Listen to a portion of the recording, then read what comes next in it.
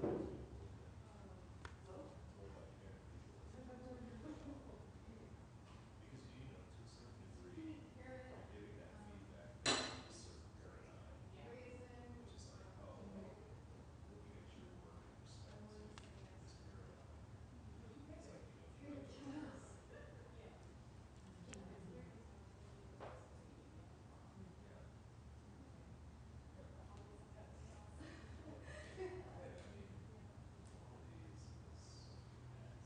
more water or tea? Oh, please.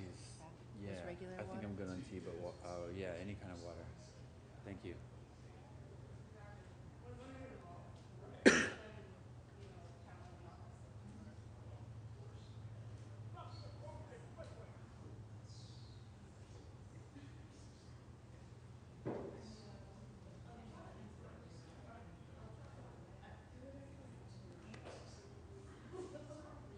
Thank you.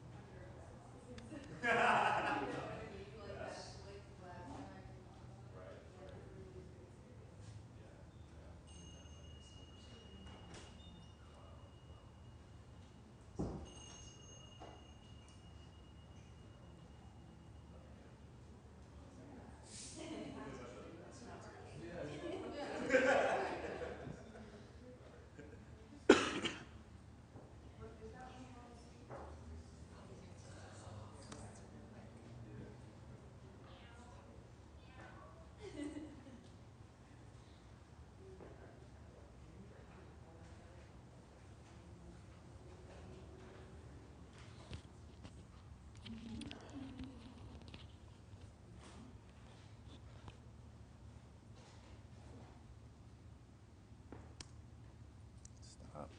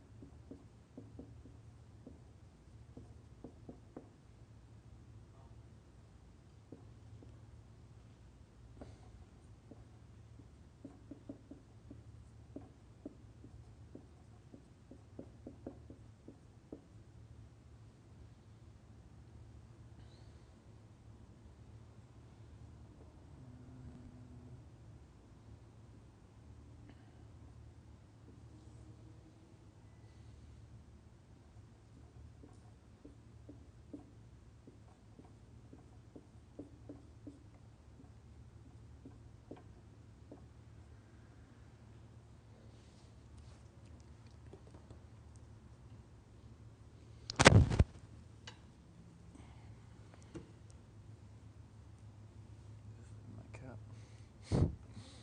Sorry. So we were talking about clear perception or true perception, which is step one in getting into flow and the practice of creativity. the artistic process. So how do we do that? How do we get to a point where we're perceiving things clearly? And I would argue that the process is almost always a negative process. Not negative in the qualitative sense, but negative in the taking something away versus adding something to your psychology or your life.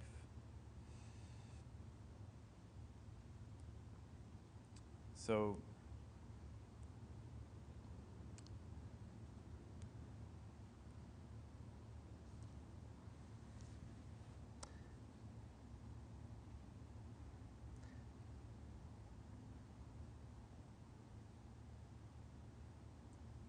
it really is about losing things that you already have. And one way to do that is to associate with something different than you normally associate with.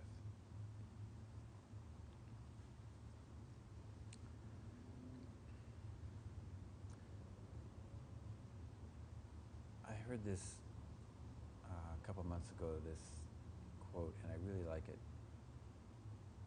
It's samsara is the state of mind that is looking for solidity.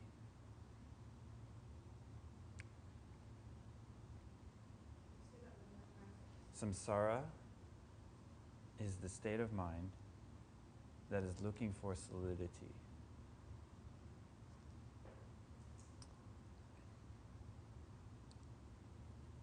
So this idea of space or non-solidity is very important in the teachings on Dharma Art, as Trungpa Rinpoche taught. And I really like what Eckhart Tolle says about space also. He said we're really habituated to form. We identify with form. And we don't really identify with space so much because we're afraid of it. Not with? What's that? We identify with form and not with? Space. Yeah. What's between the form, or what's, other than form. Yes. Why do you think we're afraid of space? That's a good question. I think we're afraid of it because we're not used to it. We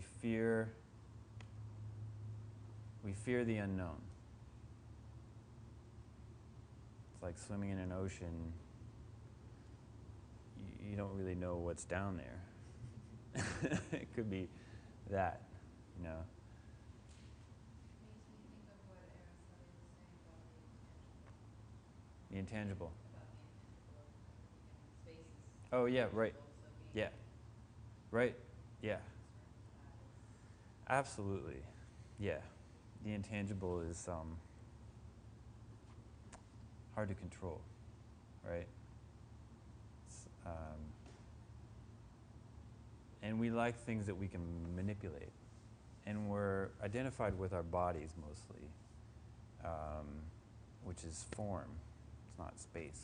I mean, there's a lot of form here versus what's out here, space. So, so Eckhart Tolle is saying, let's practice relating to space. And that's what Trungpa Rinpoche taught also. He said, square one. Square one is like in Zen, Suzuki Roshi would have said beginner's mind. Zen mind, beginner's mind. Remember that book? So it's this practice of like a Zen practice. It's you're just there, you know. You're in this space. You're experiencing space, and you're just aware. You know, it's awareness practice, like Vipassana, or like all these practices in the Tibetan Buddhist tradition.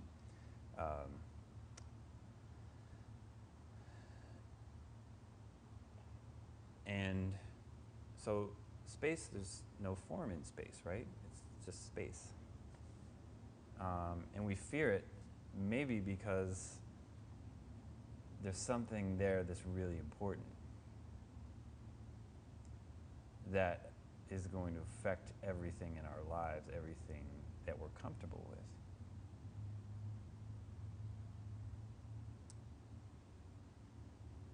So I think that's partly why we fear it. Not just because we don't know what it is, but that it potentially is going to shake things up in a big way. And somewhere we know that.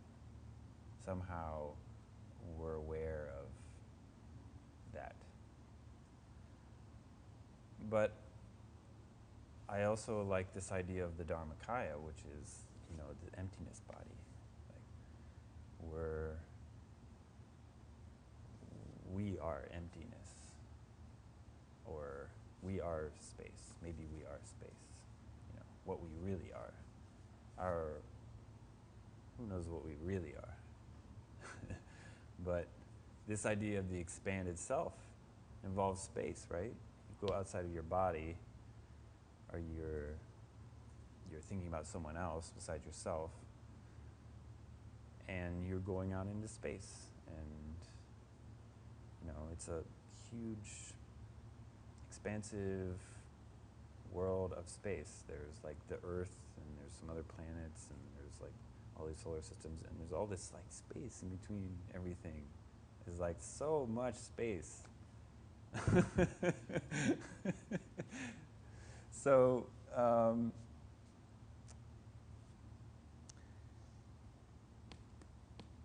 yeah.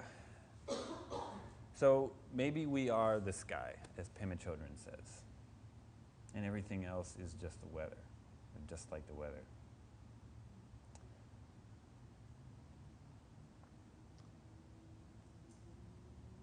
And so this idea of space is, how do we get to this space, right?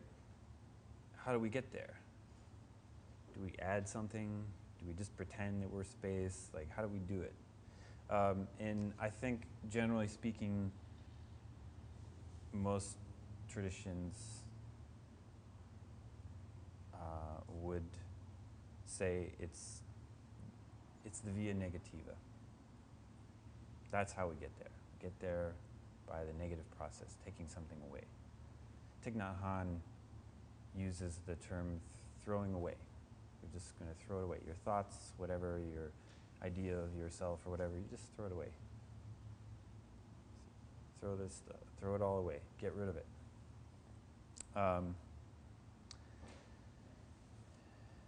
So I think it's really important to first of all, as an artist, we're throwing away this idea about our identity as an artist. Because we can get really hung up on this, filling this role about, you know, this role about this concept that you didn't even create. It's not even really, you know, it's just some idea which is different in everyone else's heads about what this idea is, and you're trying to fill this role. It's kind of ridiculous if you think about it. It's just a concept. So we get rid of this idea that we're an artist of some kind. Then we stop identification with body, thoughts, feelings, emotions. like I am angry, or I am jealous, or I am upset. We're constantly identifying with these emotions, these thoughts. I am in love, I am this, I am that. We don't really know that we're doing it. We're identifying with these things, which is not so good. So, so we throw those away, and we throw all of these things here. We throw those away, and that's the practice of getting comfortable with space. Because beyond that, what is there? What are we beyond that?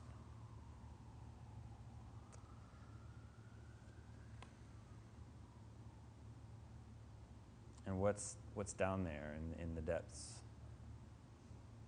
You know,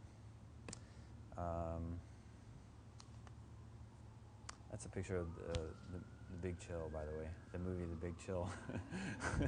We're gonna get to that. I just didn't want to leave it at the Jaws.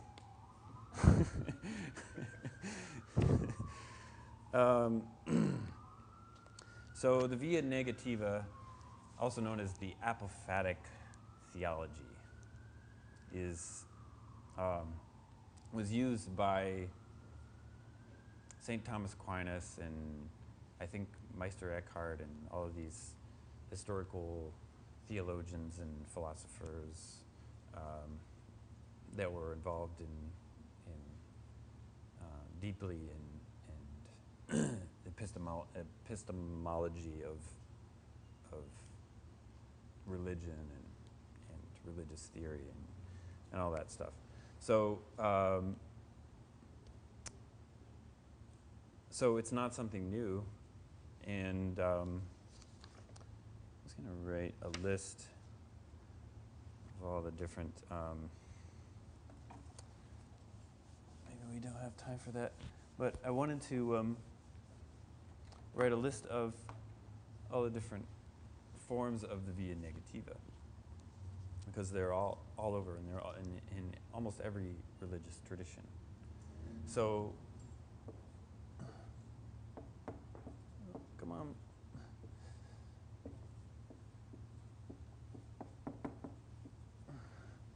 In Buddhism, there's emptiness.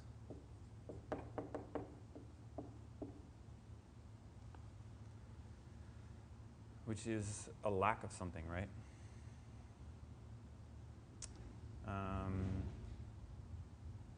So, let's see, Christianity, there's forgiveness.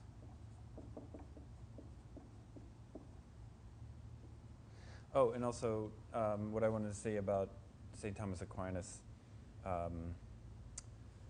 he used the Via Negativa as God cannot be described in the positive. So anything you attribute to God is not true, to the divine. So what is God then? God is not something. God is not this, or God is not that. God is not jealousy or anger or whatever, ill will or what's that? Covetousness? Yeah, right. God is not covetous. God is not covetous or covetousness. So it's interesting because in Taoism they say the Tao that can be described is not the real Tao. So it's the Tao. Oh, sorry, that's a T. The Tao. What other forms of the Via Negativa? Oh, let's see. So there's other ones in Buddhism, I think. Any other ideas about the via negativa? What's that? Anatman, yes, correct. Anatman. It's, transcending the Atman into the Anatman, the no self. In, I think, Buddhism and Hinduism, yogic philosophy. Anything else? What about the Yoga Sutras, what to give up and what to take up? Things to give up? Or like vows, any kind of vows really that keep you from doing something that you're habituated to doing, trying to not do that. So, and I know that also in the Judaism, there's this idea that God cannot really be described in certain traditions of Judaism. So it's really all over the place, this via negativa. And there's a lot of different ways to get to this space or this square one that we're going to call it. But I think mostly it involves taking away something that you already have to reveal something that was possibly there all along. So,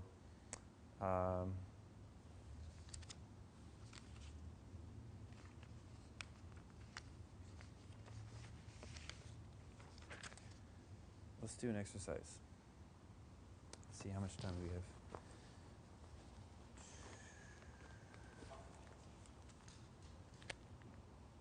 Oh, we don't have any, we have hardly no time left. Oh no. All right, so, well,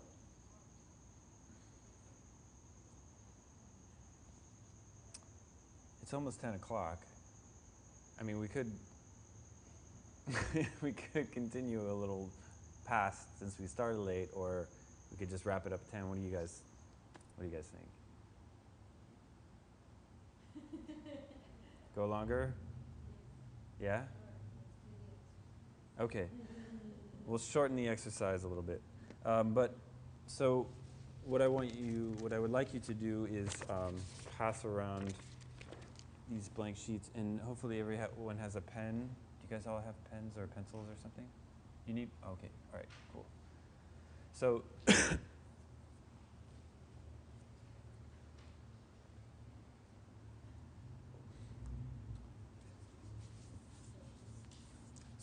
this exercise, this is the first part of this exercise, which is write down without looking up.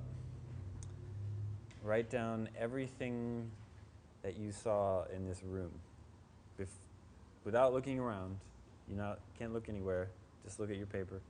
And then write down everything that you saw. Not everything that you remember from last time you were here, but everything tonight that you saw in this room. Before now, tonight.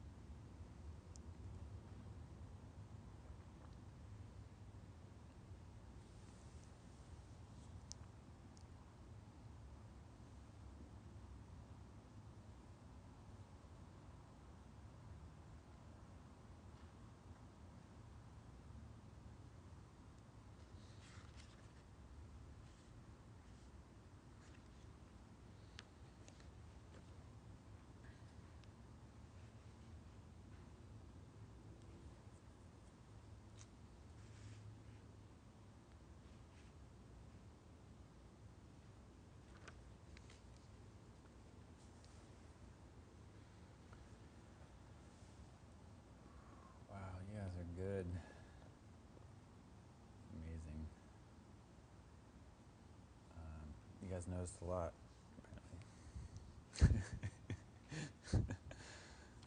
That's good.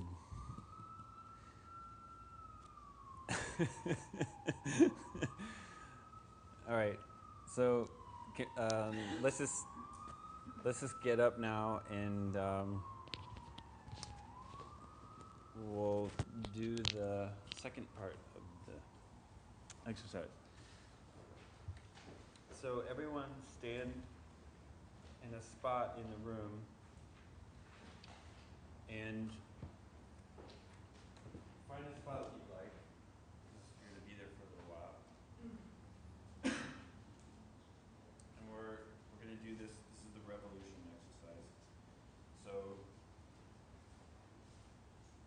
the idea is that it's 20 minutes. We're only going to do 10 minutes because we're in serious lack of time here.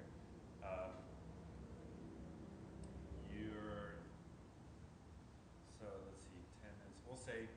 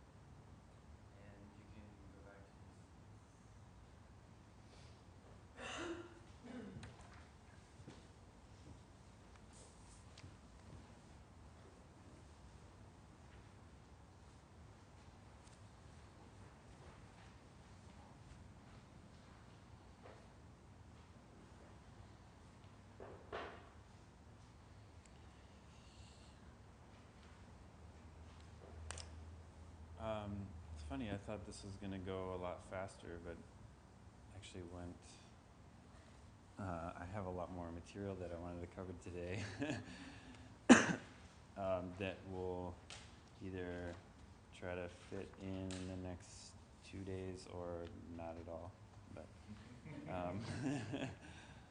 so sorry about that. With this exercise, then afterward, you would write down what you saw after you did this 20 minutes of just standing meditation. So I'm curious what happened for you guys with the standing meditation revolution exercise.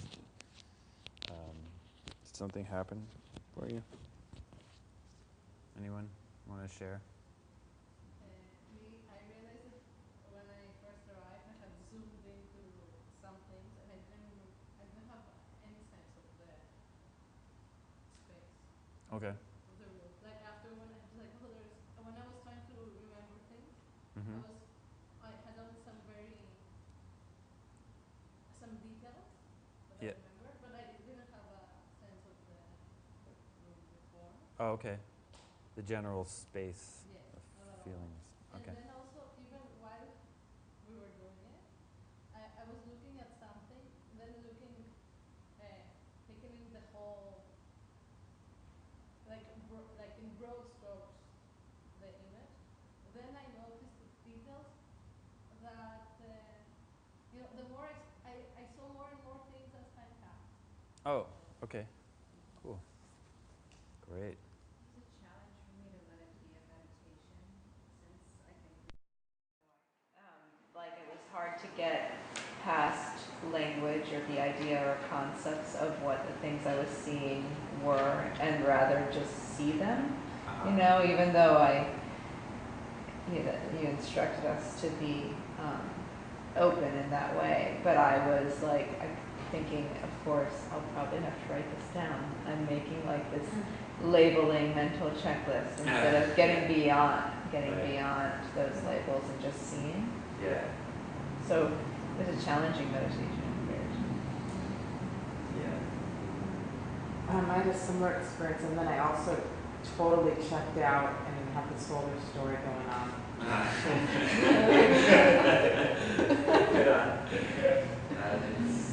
It's part of the course.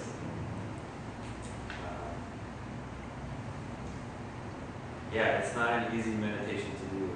I mean, when you do sitting meditation, you have these sort of parameters where sometimes you're closing your eyes and you're shutting certain elements down. So, I mean, this is like, this is a very difficult one. Similar to what they call in certain traditions as the Maha'ati practice, which is kind of like the Zen. In Zen they call it shikantaza, where you're just sitting and your eyes are wide open. You're looking straight ahead, and you're just, that's it, you know. Really difficult advanced meditation to do. Much easier to like either lower your gaze or close your eyes and focus on something like the breath or some visualization or something like that.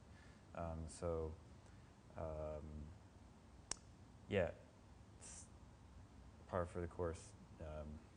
It is a very difficult meditation to do, but I found that I also had the experience of like perceiving more as I went along in terms of space and also detail and everything. I also began to experience kind of more the light from what I was seeing as I went along. Uh-huh. For some reason. Interesting. Cool. Yeah. Something that I find myself doing often is I take my glasses off, and when I take them off, everything's kind of blurry. But I prefer it that way sometimes. It kind of allows Oh, yeah. And I do it all the time, even when I really shouldn't.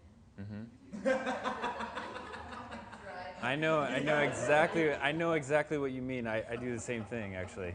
Yeah. That's funny. Well, I lost my glasses once, and I thought, what would happen if I just didn't get glasses for a while? You know, like what would happen? Like I'd just seen kind of everyone's kind of blurry.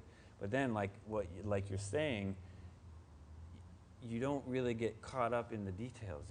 You kind of enjoy it more. Like that's what happened to me. I just maybe it was similar. You're not. I think because it's kind of like it's almost like everything just it's not important in the same way, you know.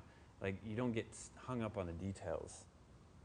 You don't get, you know, you're not really worried about the details so much because you can't see them anyway. So you're just like, it's just like it's a totally different trip. But yeah. Space for transformation and imagination too. There's a great piece I'm struggling to remember who it's by, a really short prose piece about Huh. how it's the writer describing the view, I think it's a man, from his window without his glasses and how it's much more interesting. Yeah. Yeah, it leads more to the imagination, right? Seeing everything so vividly. But it's also kind of like, it reminds me of that, there was a woman on TED Talks. I don't know if you guys saw this, where her left brain completely shut down. And she was talking about what it was like living with just her right brain working, which was kind of just this like blob-like amorphous sort of existence where everything was like really expansive and there weren't these delineations going on, and it was just kind of like, it sounded to me kind of fun, you know. I was a little bit jealous, like, wow, I wanted to experience that. It sounds really cool. Is that the one she had the stroke? I think she had a stroke, yeah. I think so, yeah. It's really interesting, you know, going into how the brain works and the right versus left.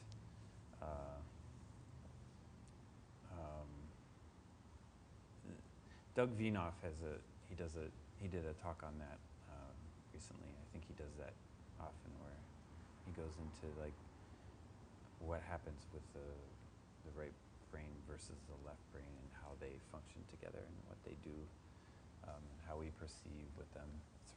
It's quite an interesting thing. So we're out of time, and there's all this good stuff. Okay, so I just want to end with a quote that I really like by this man, Zoketsu Norman Fisher, who is the former abbot of the San Francisco Zen Center, who is also a poet. And I have some of his writing that I'm going to give you possibly tomorrow. But this is just a little sort of snippet of what he wrote, called Saved from Freezing: Spiritual Practice, Art Practice. He said, art practice can move the inner life of the spiritual practitioner out from under the dictates of tradition and challenge it with a demand for freshness.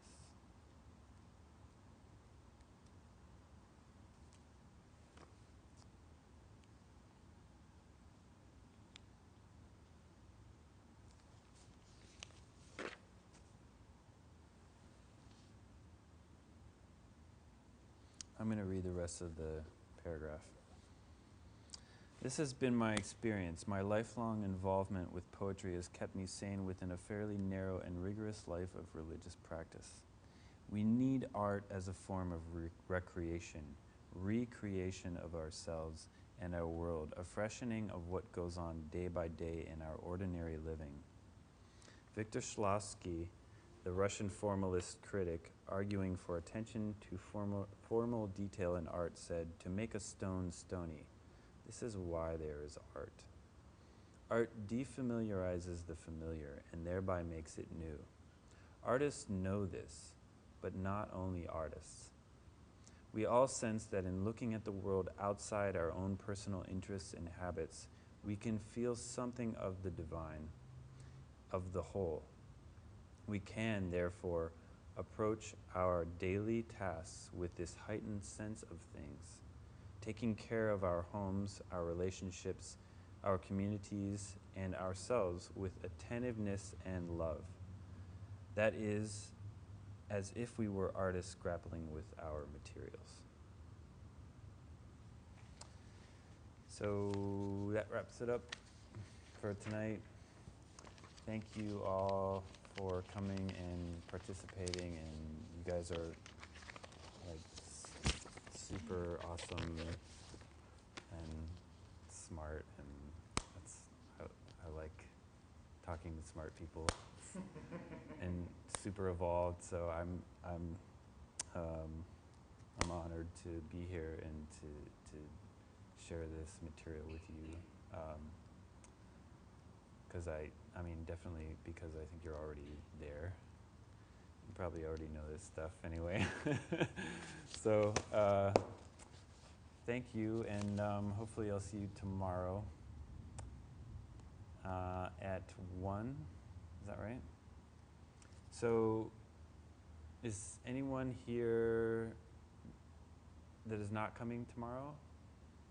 Okay, so four of you are not coming tomorrow. And are you going to make it on Sunday? Are you not coming back at all? Okay, all right. So, well, thank you for coming, and great to meet you, and I'll see the rest of you tomorrow at 1 o'clock. So, thanks.